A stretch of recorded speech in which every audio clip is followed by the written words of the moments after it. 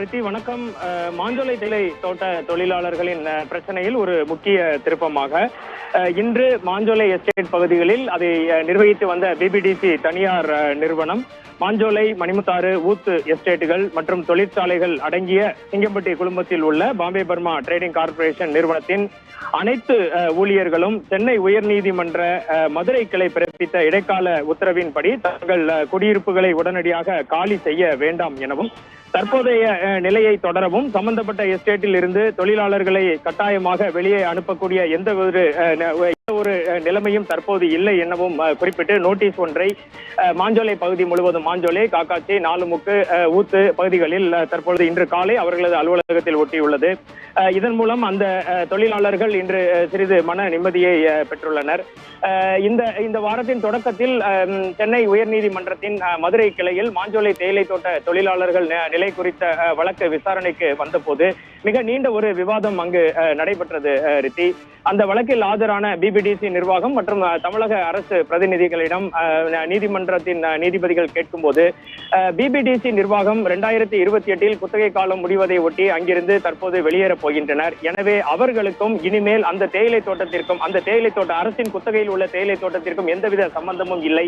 அப்படி இருக்கும்போது எந்த அடிப்படையில் மாஞ்சோலை தேயிலை தோட்ட தனியார் நிர்வாகம் அந்த தொழிலாளர்களை வெளியே போக வேண்டும் என எப்படி நோட்டீஸ் பிறப்பிக்க முடியும் என ஒரு வாக்குவாதம் நடைபெற்றது. அந்த வாக்குவாதம் என்று குறிப்பிட முடியாது, கோர்ட்டில் அனைவரும் தங்களது நிலைமைகளை எடுத்துரைத்தனர். பிபிடிசி நிர்வாகம் வெளியே செல்லும் நிலையில் நீங்கள் எதற்காக அந்த தொழிலாளர்களை வெளியே அனுப்புகிறீர்கள், அது போன்ற ஒரு நிலையை நீங்கள் கட்டாயப்படுத்தக் கூடாது என மதுரை உயர்நீதிமன்ற கிளை தெல்ல தெளிவாக அன்று குறிப்பிட்டிருந்தது. அந்த அடிப்படையில் தற்போது பிபிடிசி நிர்வாகம் தனக்கும் அந்த பகுதிக்கும் இனிமேல் எந்த சம்பந்தமும் இல்லை என்ற ஒரு நிலையை எடுத்திருப்பதாகவே தொழிலாளர்கள் தரப்பில் கூறப்படுகிறது. இது தவிர ஏற்கனவே வாலண்டரி ரிட்டையர்மெண்ட் எனப்படும் கட்டாய ஓய்வில் வெளியே செல்லும் அந்த ஊழியர்கள் 25% கருணை தொகையை ஏற்கனவே பெற்றுவிட்டனர். மீதம் இருக்கும் கருணை தொகை 75% நீங்கள் குடியிருப்பை காலி செய்தால்தான் உங்களுக்கு வழங்க முடியும் என இதற்கு முன்னதாக பிபிடிசி நிர்வாகம் தெரிவித்திருந்தது. ஆனால் மதுரை உயர்நீதிமன்ற கிளை உங்களுக்கு தான் இனிமேல் அந்த தேயிலை தோட்டத்தில் நிர்வகிக்கும் எந்த பொறுப்பும் இல்லை, நீங்கள் வெளியேறப் போவதாக கூறிவிட்டீர்கள், அப்பொழுது அவர்களுக்கு சேர வேண்டிய பணத்தை கொடுத்து விட வேண்டியதுதானே என கேட்டதின் அடிப்படையில் தற்போது இடைக்கால அந்த உத்தரவின் அடிப்படையில் 75% மீதமுள்ள கருணை தொகையை இன்னும் 3 நாட்களுக்குள் உதவி தொழிலாளர் ஆணையர், தோட்டங்கள் என்று குறிப்பிடுவார்கள், தேயிலை தோட்டங்கள் மற்றும் காபி தோட்டங்கள் இணைந்த இந்த அலுவலகம் நாகர்கோவிலில் உள்ளது. அந்த நாகர்கோவிலில் உள்ள அந்த உதவி தொழிலாளர் ஆணையர் தோட்டங்களிடம் இவர்களுடைய மீதி இருக்கக்கூடிய 75% அமௌண்ட் டெபாசிட் செய்யப்படும் எனவும் பிபிடிசி நிர்வாகம் தற்பொழுது தெரிவித்துள்ளது.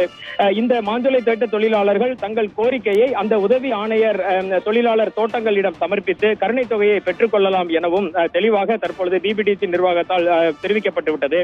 இதே தற்போதைய நிலை தொடர்கிறது. சம்பந்தப்பட்ட எஸ்டேட்டில் இருந்து தொழிலாளர்களை நாங்கள் வெளியே அனுப்பவில்லை, அவர்கள் வெளியேற வேண்டாம் எனவும் இந்த நோட்டீஸின் மூலம் தெரிய வந்திருக்கிறது. இதன் மூலமாக அவர்களது இழப்பீட்டு தொகையும் தொழிலாளர்களுக்கு முழுவதுமாக கிடைத்துவிடும். அவர்களும் அந்த குடியிருப்புகளில், மாஞ்சோலை தேயிலை தோட்ட குடியிருப்புகளில் இருந்து வெளியேற வேண்டாம் என்ற நிலையும் ஏற்பட்டுள்ளது. இது அந்த பகுதி மக்களிடையே இன்று காலை நாம் பேசிய போது தங்களது மகிழ்ச்சியை தெரிவித்துள்ளனர்.